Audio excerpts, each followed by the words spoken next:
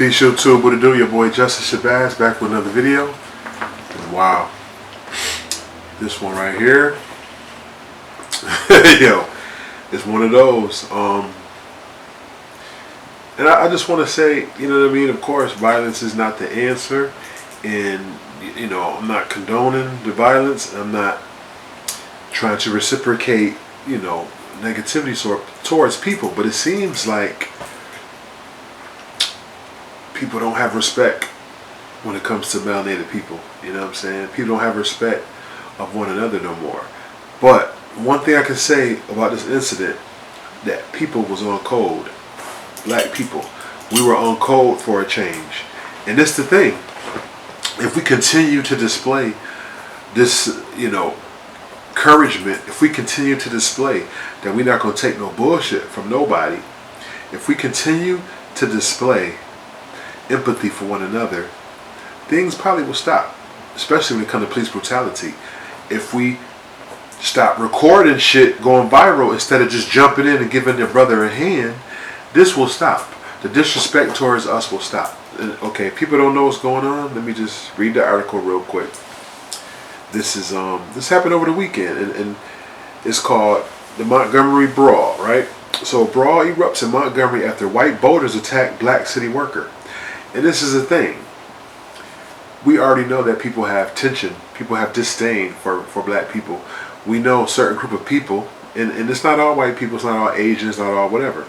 It's just certain bad apples in a bunch that do not like black people, and they will bring, you know what I'm saying, violence. They will bring physicality towards us, right? So,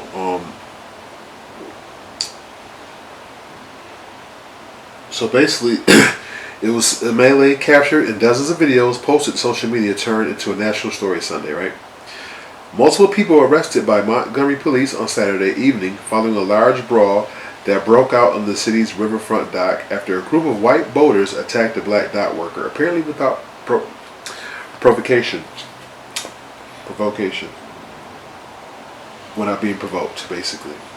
The fight escalated when city workers and others joined the fight a short time later and fought with the boaters. Last night, the Montgomery Police Department acted swiftly to detain several reckless individuals for attacking a man who was doing his job. Montgomery Mayor Stephen Reed said in a statement released on social media on Sunday, "Warrants have been signed and justice will be served." This was an unfortunate incident which never should have occurred.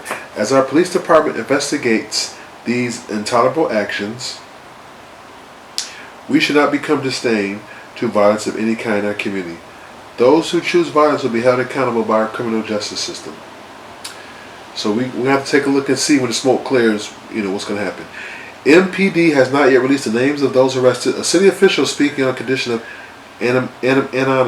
anonymous said police officials late Sunday afternoon were still sorting through video and witness statements and assessing charges. Right?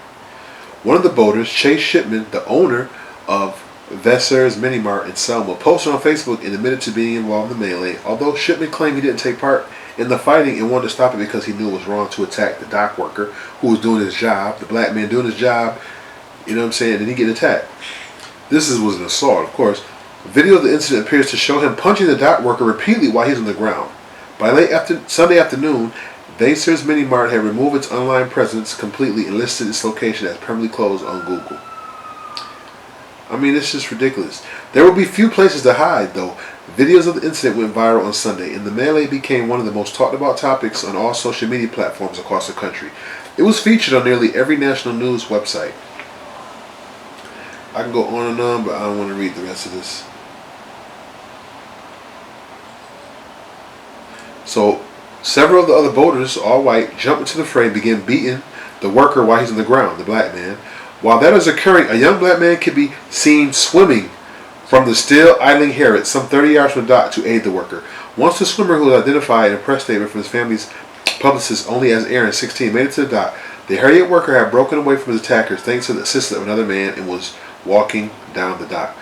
For the next several minutes, as the Harriet, filled with co-workers and friends of the man attacked, slowly made its way to the dock, nothing happened, but for some inexplicable reason, the boaters, who had to hear the shouts coming from the riverboat, remained on the dock. It's a decision they'll likely regret for a long, long time. As soon as the Harriet docked, several young black men made their way to the borders, and all-out brawl ensued. The boarders, both men and women, did not fare well. At one point, an older black man can be seen in a video swinging a folding chair and connecting. Montgomery police can be seen on various videos arresting many of the participants, both white and black, and leading them away in handcuffs. So basically, my thing is like, we have to come together, and this is definitely positive. For for every negative is a positive, right?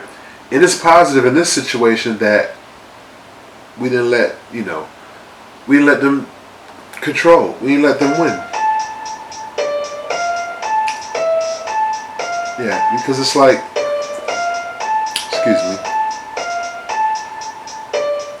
Yeah, it's just like, we need to stop recording, bring your phone out, and just spring into action. Because in the 70s, in the 60s, we was on code. We need to get back on code, bottom line. You know what I'm saying? My point is, we need to get back on code, because there is no way, there is no reason that we should be allowing, people just to attack us, people just to you know what I'm saying, bring physical to us, bring violence to us, physicality to us, especially when we only doing our job. We not in the wrong. This man was not in the wrong for what he did. You know what I mean? And it's like, remember, this is the month. August is the month where there was a lot of, I made videos of this prior. August is the month where there was a lot of enslavements, where there was a lot of overtakings, there was a lot of uprisings, a lot of revolts. You know what I mean? The Haitian Revolution, one of them was in August, I believe it was August 7th, or August 17th. I gotta look that up. You know what I'm saying? Apologize, but we have a lot of uprisings around August. So it's like the ancestors, they heard the call. Stay on code, black people. Do not let people attack your brother, attack your sister, attack your mother. So this should go on nationally. We should stay on code worldwide. The man did nothing wrong. The man was doing his job. Then you had this white dude. I guess what it was, he looked old. The guy was little. He thought it was a soft target. So they jumped him, beat him up. You know what I'm saying? But I'm glad that the swimmer came up and helped, and the other bystanders that was black. We got to help our people in these times, because we are kind of vulnerable when it comes to how everything is weaponized, the air, the water, like I said before. It's like an all-out attack on our people. And unless we don't come together and stick together, we will be, exterminated. Because, of course, black on black crime. But I'm not even going to talk about black on black crime, because you got every nationality, wherever you live, is going to be that particular crime. If it's Asians living in the environment, you got Asian on Asian crime. Whites living together in the environment, you're going to have white on white crime. So stop the narrative of black on black crime, because it goes on everywhere. Every community, not just the ghetto, in the suburbs too. You got white people that kill the white people. So we got to stop letting them dictate, you know what I mean? And letting them determine that when they kill one of our people, that it was justified, and it was they try to demonize the person after they killed them, instead of just putting it out there he's a human being regardless of his past. He's a human. But this right here, like I said, we should make this a national holiday, right? Make this a national holiday. You got the Cara Fest this month. Like I said, the Haitian Revolution was in August. You know what? I gotta bring that up and find out exactly, right? Haitian Revolution was in August. And then you had other melanated groups in the coasts, in the Caribbean, that was overthrowing the slave masters. You know what I'm saying? So it's like, we just letting people know that you're not getting away with the brutal onslaught. You're not going to be able to assault no black people and thinking they're going to be justice. You feel me? Because it's a new time and place. It's a new time and place. It's a new day. And people just tired of bullshit. It ain't just white people or black people. I think when other white people see that the white people that are, inflicting confusion, they even helping them to fight. You know what I mean? So yeah, the Haitian Revolution was August 21st. I knew it was around mid-August, late August. August 21st, 1791, the Haitian Revolution was, right? But there was a lot of other uprisings in August. That's why this hits right on home, right on time. You know what I mean? But you know, like I said in other videos, when bees are about to die off in hibernation, you know, like August, September, close to the fall, they tend to be more aggressive. They tend to sting. They tend to want to, you know, create confrontation. But what happens when they use a stinger? They die. So I look at this as another form of genetic annihilation, meaning that people are nervous and scared that their numbers decreasing, and they are they bring in confusion and chaos to black people at all costs. But we have to stick together, and this will pass soon. Once they see that we're not taking no BS no more, we're not allowing y'all to disrespect our women, I believe this is going to stop across the board. So Alabama took a big W over the weekend, and I'm glad that people stuck together and came together, you know what I'm saying, and not let the powers that want to be, or not let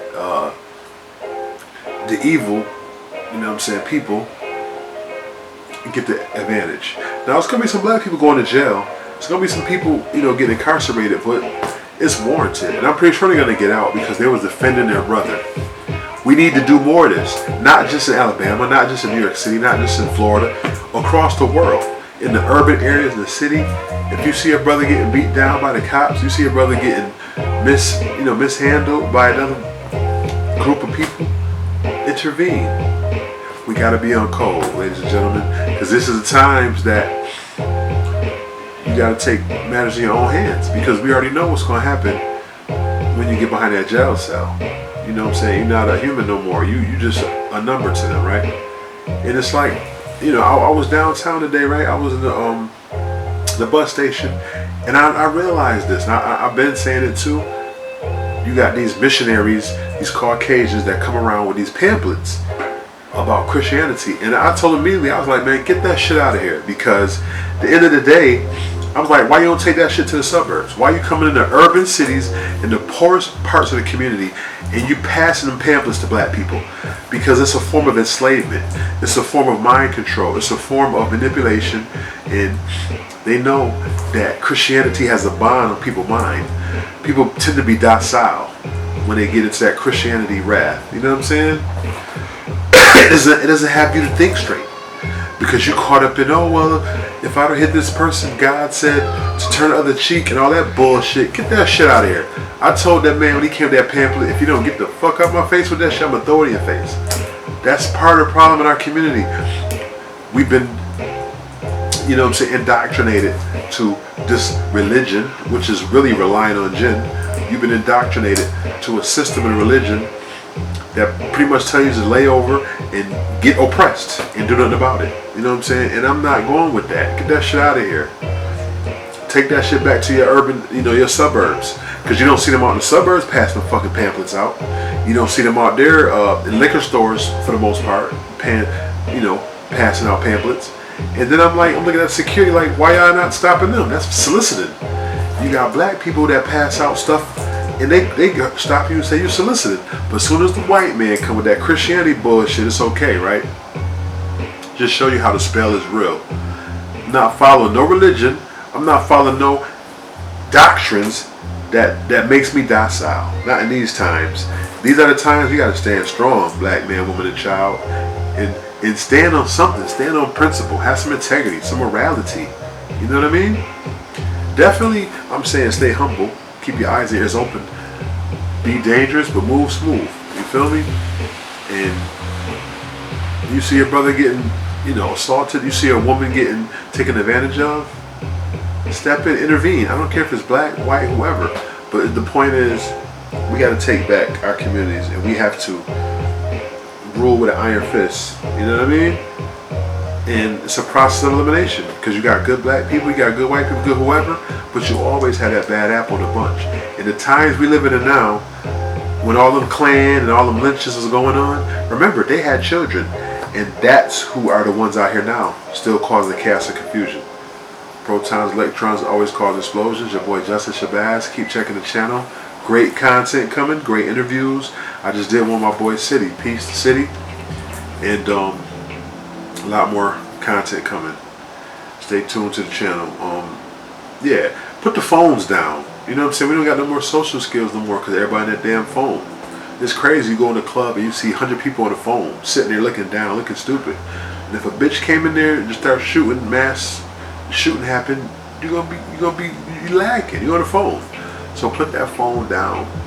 Pay attention to your surroundings because more shit is coming. This is just the tip of the iceberg. This is like the appetizer. I feel something huge is coming. You know what I mean? Something big is coming, and we can't lay down. We can't be docile in these times. Boy, Justin Shabazz, I'm out. Peace.